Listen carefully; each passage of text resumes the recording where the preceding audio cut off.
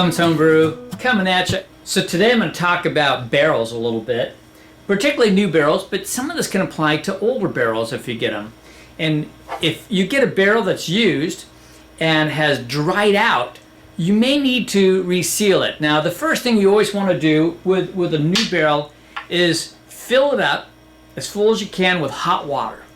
With brand new ones, you want to let it sit for a week. Now, if you're going to have some leaking with a brand new one, but you're going to allow the wood to swell, create that pressure with your metal bands so that it seals itself. And then you always want to keep it moist after that. Even when you're not brewing, then fill it with hot water or liquor, right? And rotate it. You want to keep it moist so that it doesn't dry out, and the moisture will evaporate and it can unseal itself potentially. So I've done that. Actually, you only need to go for about a week. It can have leaks up to a week easily, but within a week you should pretty much be sealed. If you're still having leaking, and sometimes that's going to happen at the end with the staves, then you need to take care of that. And the way you treat that is with barrel wax. A little quick tip on new barrels: sometimes they have leaks, and you'll notice that down here I have some of the bourbon still leaking out through the staves, right through the grain, and you can seal that up. So you can see I just flipped this barrel around. It's having the same issue right here with just a light amount of leaking, not as much as the other side. What you want to do is get yourself some barrel wax and a cloth, and I've got some barrel wax right here. And I'm going to get a nice amount of it here on my rag. And now I'm not going to do this area because I want it to dry out some first. But I'm going to just go ahead and do all the areas surrounding that, work my way around. You don't necessarily have to do areas that aren't leaking, but I just figure I'm going to go ahead and seal this up good. I'm even going to get right into those grooves with this and work this in.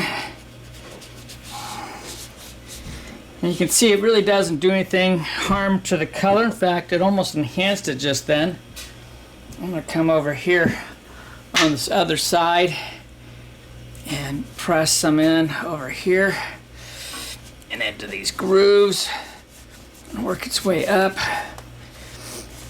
If you have excess, you can wipe it off, but you want to make sure that you're leaving it in those grooves that were leaking. And I'm going to go ahead and get some more on here and start working my way up. Push it hard into here. Now I'm going to do the same, starting up here, working my way down across. Again, I'm going to push it into those grooves real good. I know the end of those staves are going to be sealed. Now the other place that you can have some problems is right on the staves, potentially. I didn't have leaking in these areas of mine, but you can see all this black that came off these metal bands. I've had some leaking in these areas, so I'm going to work some in on those areas as well. So this particularly, I'm going to push against the band for the area underneath, and then just all along that stave too. I'm going to do a little circular motion to kind of make sure I'm getting it into those grooves and against that. Real good in that area. I'm going to get down through here again a bit. And then I'll be rotating this here shortly. Just I'm pressing firmly to really work it in initially, and then I'm going to go with that circular motion again. Get underneath each of these bands a little bit.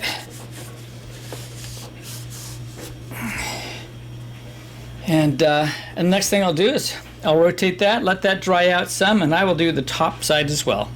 So my barrel's been soaking for a while. I've been rotating it, and of course I had my Evan Williams Kentucky bourbon in there. And having sealed this with the barrel wax, I haven't had any leaking. You can see I've removed all my cloths, and I've been able to rotate this without any concerns.